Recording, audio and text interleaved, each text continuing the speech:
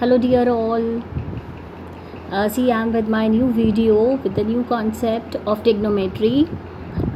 So I'm just hoping again that you all are watching my video and you are liking also, and you are able to understand also whatever I have given you. I tried my best to explain each and every question and each and every concept, and hoping the same that you are able to understand also. आपको समझ में भी आ रहा है. Okay, so just give your comments and feedback also. See, this is the trigonometric ratio of specific angles. Till yet in my previous videos और या हमारी exercise जो थी 12.1 की, उसमें हमने ट्रिग्नोमेट्रिक रेशोज़ निकालनी सीखी थी, like your sine, cos, tan, cosec, sec, cot, right. वहाँ पर एंगल्स होते थे ए, बी एंड सी, पर यहाँ पर हम स्पेसिफिक एंगल्स की बात करेंगे. यहाँ पर हम ए बी सी की बात नहीं करेंगे. यहाँ पे कुछ हमारे पास एंगल्स गिवन होंगे जिसके ऊपर हम बात करेंगे. So the topic is, this is the introductory part only. This you should know कि हमारे पास जो एंगल्स हैं उनकी वैल्यू कहाँ से आई. अदरवाइज़ हम लोग टेबल रट लेते हैं कि ये होता है, इसकी वैल्यू ये होती है, बट आते कैसे हैं ये आपको आना चाहिए. So this is the trigonometric ratio और सम स्पेसिफिक एंगल्स. ठीक है. We all know that how to construct 30 degree, 45 degree, 60 degree, 90 degree. हमें सब आता है, हम 9th में कर चुके हैं, इवन 8th में भी कर चुके हैं कि 30 डिग्री, 45 डिग्री, 60 डिग्री का एंगल कैसे बनता है. पर यहाँ पर what you are able to learn is that in trigonometric ratios जो आपने सीखा था उनकी वैल्यूज़ क्या होगी जब एंगल आपके 30 डिग्री, 60 डिग्री, 45 या 90 डिग्री होगा. ओके, क्लियर है ये चीज़. Means now we will be going to find out the value of trigonometric ratios when their angles are of 30 degree, 60 degree, 45 or 90 degree. Let's find it out how we can do it. I have taken one equilateral triangle. Equilateral triangle means all the sides are equal and all the angles are also equal. Each angle is of 60 degree. ये हमें बहुत अच्छे से आता है. So ABC is a equilateral triangle, each of 60 degree each angle and each side of 2a. हमने यहाँ पे assume कर लिया है let the side be 2a.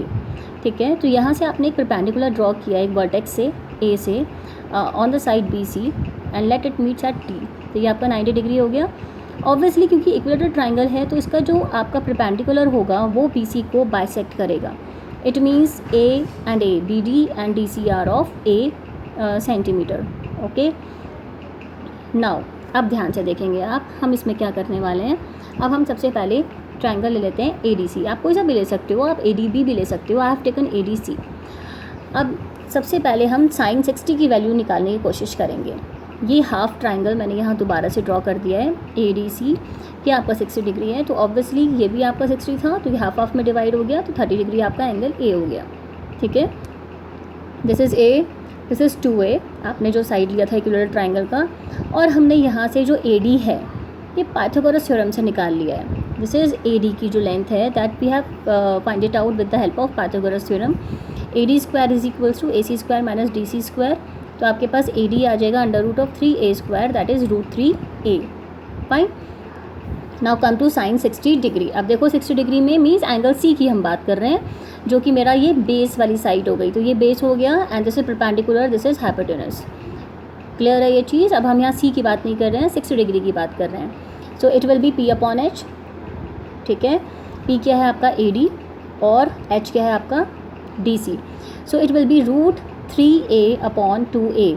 It means sine 60 degree is √3/2. ये कॉन्स्टेंट रहता है. It means sine 60 is always equals to √3/2. जब आप टेबल में लर्न करेंगे सारे एंगल्स की वैल्यू तो यही वैल्यू आएगी, पर आई कैसे है वो आप यहाँ से समझेंगे. ठीक है. Likewise sine 30 degree. Now I am talking about this angle A.